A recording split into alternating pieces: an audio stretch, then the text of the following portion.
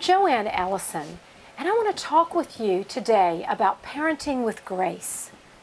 Listen, women of God, there is no harder job on the face of the earth than being a parent, being a mom. And I know, listen, I have a lot of experience in this area. I have 3 kids, 3 grown kids, and 11 grandchildren, and I know how hard it is. I remember the years of parenting, and what I specifically remember is how much time I spent and wasted on feeling guilty. Listen, I want you to extend grace to yourself as you parent. There's a wonderful scripture in Proverbs 3:5 that I used. It was my anchor, and I have to tell you, I had one child that was particularly difficult, and the teenage years were so stressful. I used to call a friend of mine, and she knew it was me because I'd just call, cry on the phone, hang up, never say a word. So I know how hard it can be. And this is the scripture I hung on to.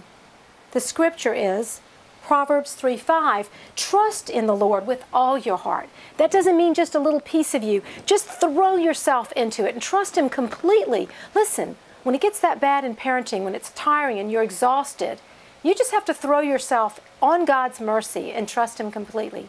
Trust in Him with all your heart. Don't lean on your own understanding. Let me unpack that for you. Because for me, my understanding was filled with guilt that I wasn't doing it right, or I wasn't doing enough, or whatever it could be.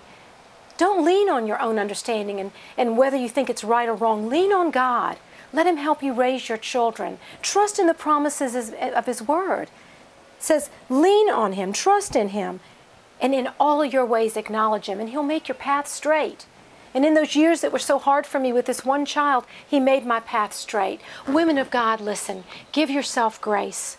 Understand that parenting is the hardest job in the world. There'll be days when you're laughing and you're crying and you're stressed and you're happy all within 30 seconds.